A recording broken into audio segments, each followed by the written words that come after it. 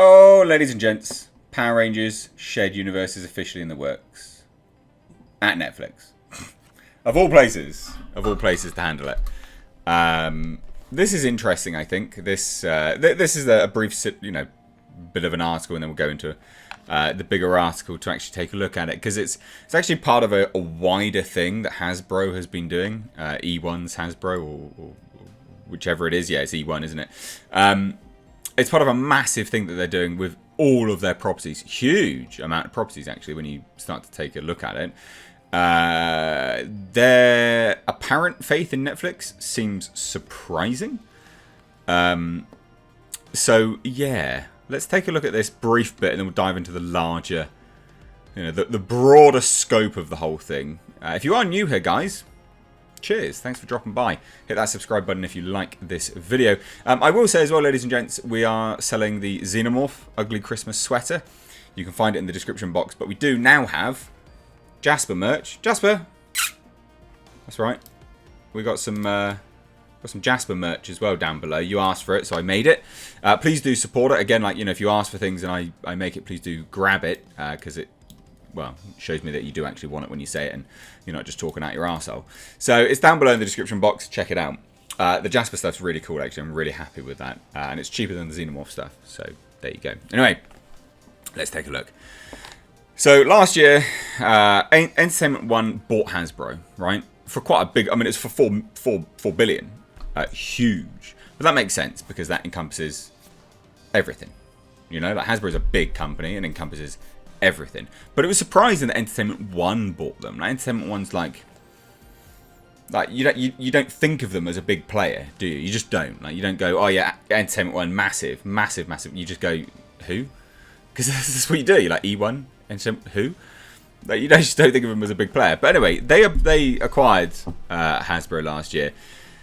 And yeah, it wasn't a big deal. Disney buying Marvel was massive. Disney buying Lucasfilm was massive. But not this. This is a big deal. Really, really big deal. But the studio is now moving forward with loads of movie and television projects. Based, of course, on the Toymaker's library, which is why they purchased it. Because it's IP, it's intellectual property that they can do whatever they want with, which does have a large backing. Loads of people like those things. So there's a lot to be had here. Now, the former HBO president of programming, Michael Lombardo, is now serving as E1's president of global television. And basically, there's a deal which has now been struck with Netflix for an entire slate of projects with these characters. Not all of them, again, FYI. So Jonathan Entwistle, who did The End of the Fucking World, is overseeing all of that, which was confirmed several months ago. And then Lombardo has now shared an update with Deadline, which we're going to look at the bigger thing here, because this is really, really quite big. And he says this: so since we set up Power Rangers with Jonathan, we pitched really a whole world approach.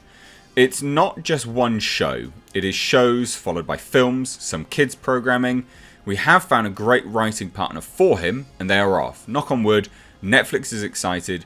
We're excited. We hope to have some news soon. So, there's that.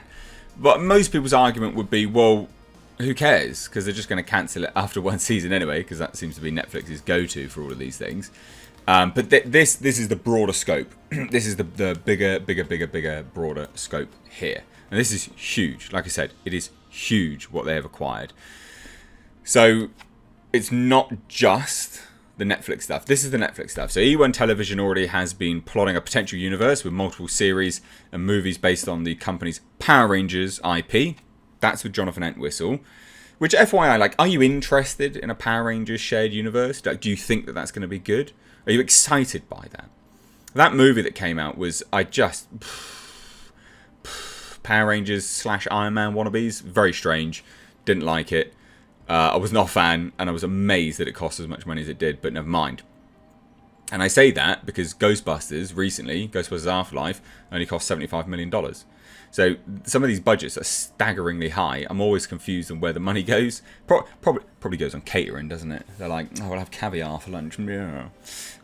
Anyway, so now Deadline say, which we can reveal has been set up at Netflix, so the shared universe. Additionally, a game show based on one of Hasbro's most recognizable board games, Monopoly, is in the early stages of development at CBS. So this is what I mean. This is massive news, and no one's been talking about it. This is huge entertainment news. Again, it's similar to Disney buying Marvel, buying Lucasfilm. Massive. So apparently we're going to get a Monopoly game show, which I think that actually sounds like fun. I think that sounds like good fun. You know, it's that kind of like earnest, like old, you know, I don't know, like 80s, 90s sort of game shows. Like that sounds fun to me.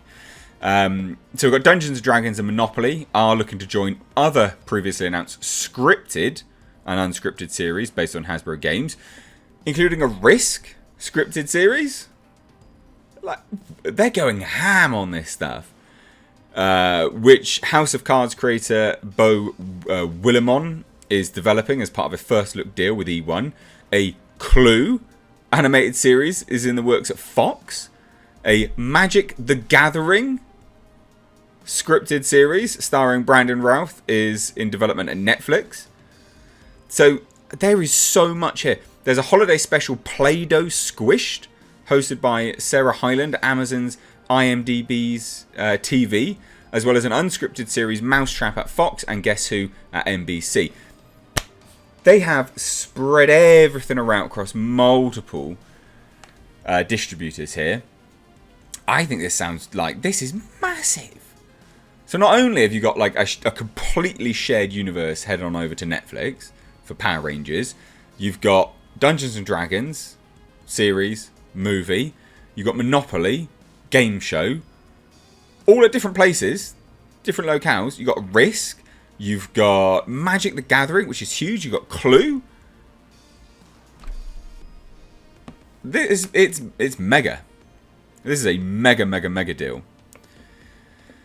And so anyway, in the interview, Lombardo, whose US-based team is led by Pancho Mansfield, president of Global Scripted Programming, and Tara Long, E1's president of Global Unscripted TV, also discussed developing original non-Hasbro IP, scripted and unscripted, for linear and premium streaming networks that include an untitled espionage drama starring Noah Centineo. He seems to be the next big thing. And that's by rookie creator Alexi Hawley. Well, that's an 8-episode order at Netflix. A scripted series adaptation of Lisa Gardner's novel Before She Disappeared. So this is the other things, you know, overall. There's just so much stuff. So much stuff. So anyway, yeah, I mean, the most recent Deadline interview, which you did at the time of your departure from HBO in 2016, you told Deadline, after a 33-year career as an executive at HBO, you wanted to switch to producing. You did that for a while before taking the E1 job. What drew you back to executive branch? All these kind of answers are like very much, you know, PR speak about all of this stuff. I'll leave the article, in fact, like I'll leave the article linked down below in the description box. But there's just so much stuff. You know, we've reported on a lot of TV adaptations of Hasbro properties, but also a few high-profile original projects with the likes of Alexi Hawley and Hilary Swank. Can you describe your strategy balancing Hasbro IP and original ideas? So this is interesting. At least the E1 prior to Hasbro had been a scrappy independent that had grown through acquisitions and had become actually pretty successful, had accumulated some interesting assets, but I think the film and television piece didn't have a North Star, as it were. And I think the acquisition by Hasbro provided that. It not only gave the company an enormous amount of IP, it brought the financial wherewithal to double down and aspire to be a first-class independent studio. So that's nice. It's good that they're trying to stay independent, and that's good, a good approach. But it just goes to show, right, that's why companies acquire these companies, because they're like, oh, what? These companies acquire companies, you know what I mean? So they can have these IPs to work with. There's so much stuff, you know. We'll go through the buckets, start with Hasbro. You mentioned Brian, who had been credited with steering Hasbro into the entertainment space following his death with the company. Keep that course and support E1, providing resources for film and TV. You know, so they're talking about Hasbro. We had a vision of how Hasbro would morph from a toy company to a brand company. He started that, and I do believe the company continues to be very bullish on that. That is the future they see, and the entertainment part of that is critical to that vision. They're just going full force. Full force. You have in the works quite a few projects based on Hasbro titles, Risk, Clue, as well as Power Rangers. which I hear was set up at Netflix several months ago. Can you give us a status update? So here we go. Since we set up Power Rangers with Jonathan, we pitched really a whole world approach. It's not just one show, it is shows followed by films, some kids programming. We found a great writing partner for him. They are off. Knock on wood. Netflix is excited. We're excited. I covered some of these things anyway. But then he says this, our big focus right now, this is important, is Dungeons and Dragons. When I initially sat with Darren and Steve, knowing that Dungeons is part of the Hasbro portfolio was incredibly exciting to me. It's a world, and part of that is its challenges are wow. Where do you start? We don't want it to be just one show. We are building out, developing out a multi-pronged approach for television, a number of scripted shows and unscripted, interesting unscripted, and we hope to be taking this out to the marketplace early next year. There you go. I mean, look, there's so much here. You know, I could spend ages on this, but there's, you know, I'll leave a link down below. The real take home from this is Power Rangers shared universe. Who cares?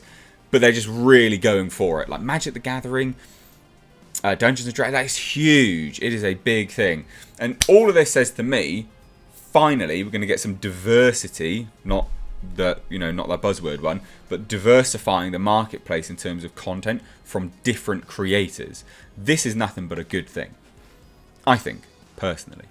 So we'll see how it goes, but what do you guys think? Let me know down below. If you do, hit subscribe. Thank you so much for watching.